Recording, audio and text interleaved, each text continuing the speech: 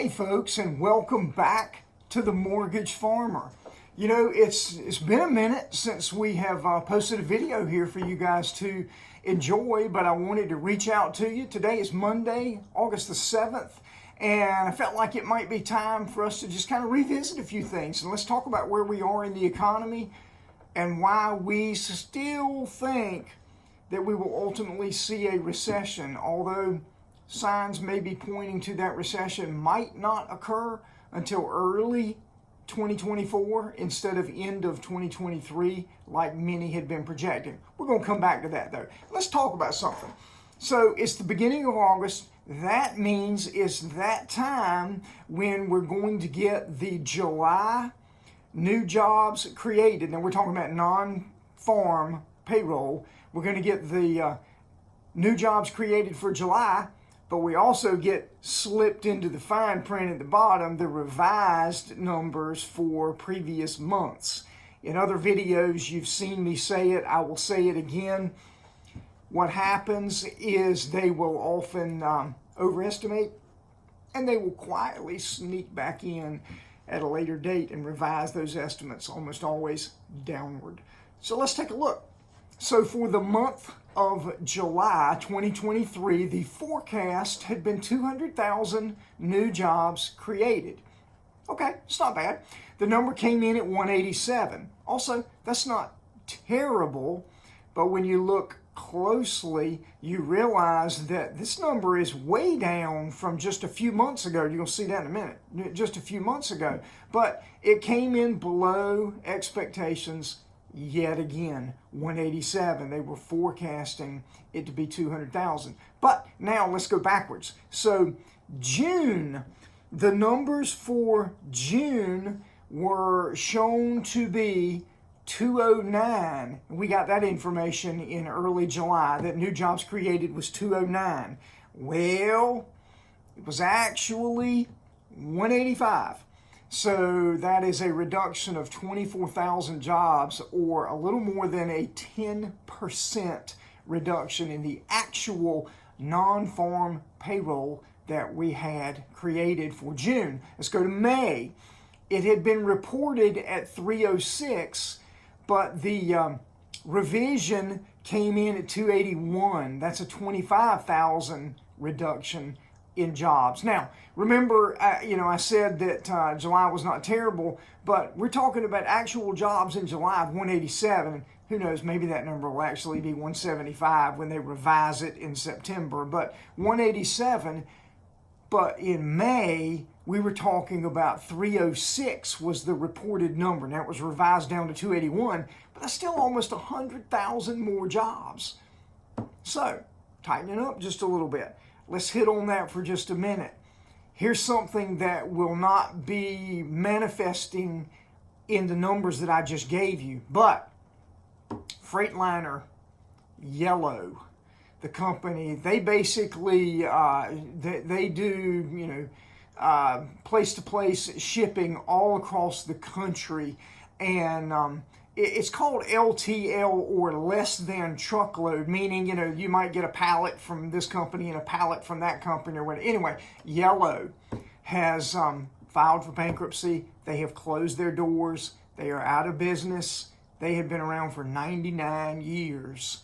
And that really leaves that segment really lacking in competition for this. So you can expect the cost of freight being transferred across the country to go up as you don't have as many places doing it. Well, in addition to that, with them closing their doors at the very end of July, 30,000 jobs were lost. That's not part of the 187. That's a separate number altogether. 30,000 jobs were lost. So that's a sign, once again, that's just one company, but why did that company go under? Was it part of the economy? Well, many people believe that it may have been more management, and it may have been more about the continued dispute between Yellow and its union. we won't go into that. But there's some thoughts that might be it more than the economy, but it's something that we need to watch. While we're talking about the economy, let's hit on another little thing that we sneak in and we want to pay attention to. The average work week went down.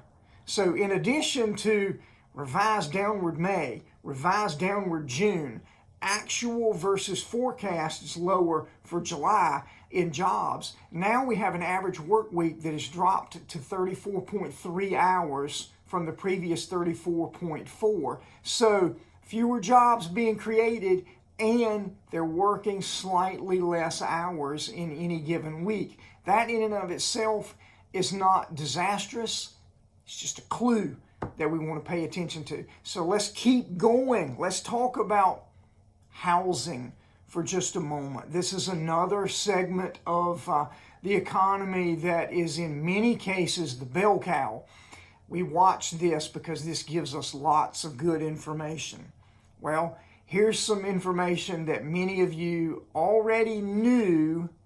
Maybe you didn't realize you knew it, but you knew interest rates continue to rise.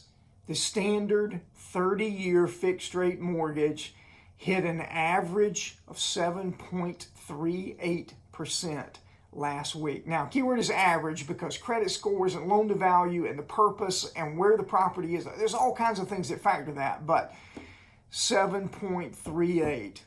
To give you a sense of where that is comparatively speaking,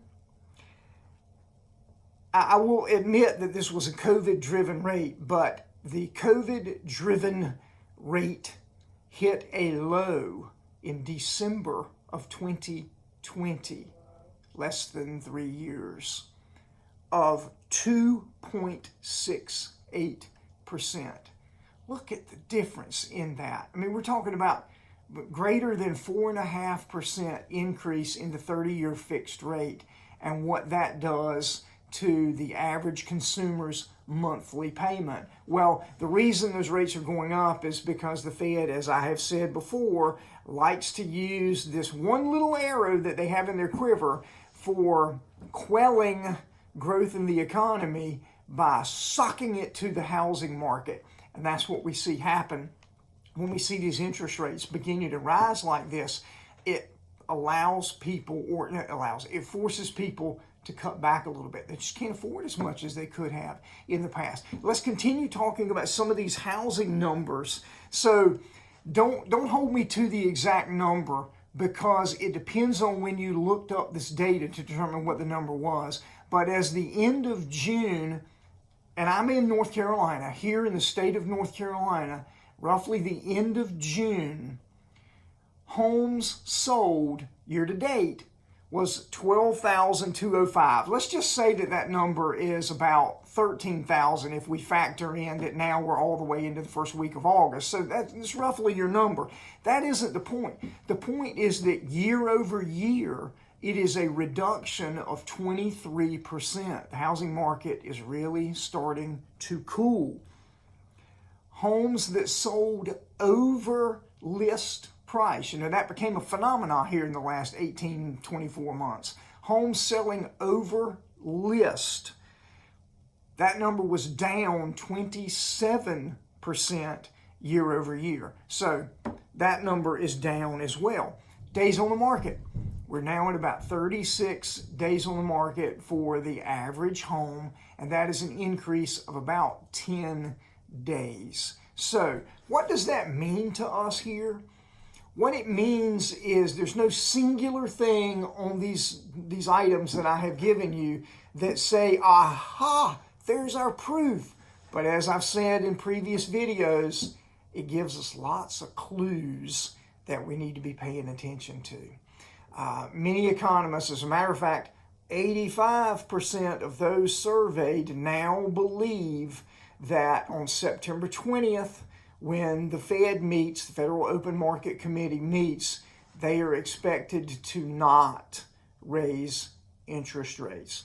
Furthermore, you may have seen recently in the news that a lot of people, especially the Fed, are now saying they do not see signs of inflation. Well, I disagree, and I believe the proof is in the pudding, the numbers that we just looked at. taking it a step further, you've still got 20% of national economists forecasting that they will see a recession by the end of fiscal 2023. However, I'm willing to admit that this may have been pushed off a little bit by the fact that the Fed has done a better job than some people expected at threading that needle. I still see it happening, and I believe the signs are evident that we're doing that. Let's jump back into jobs for a minute. I'm sorry to jump around on you, but labor participation has remained the same for 5 straight months, and that is 62.6% of U.S. resident citizens old enough to hold a job. That 62.6% are actively in the workforce or looking for work. So that number has remained the same. It hasn't gone up, hasn't gone down, but that's something that we would want to pay attention to. I hope you've liked this video. I am not going to make a prediction here, other than I do believe that they will pause on September the 20th, but I'm not going to predict anything here. I will allow you to take the information that I've given you and decide for yourself, where is the economy headed?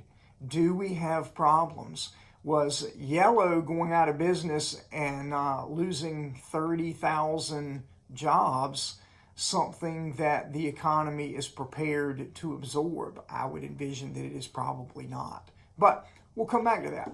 Thank you for watching the video. I hope you will like the video. I certainly hope that you will hit that subscribe button. We grow this channel based on the traffic that we get here in these videos. I hope you've enjoyed these videos. Once again, don't take me too seriously, because I don't take myself that seriously. I hope you've enjoyed it. I look forward to seeing you again right back here on The Mortgage Farmer.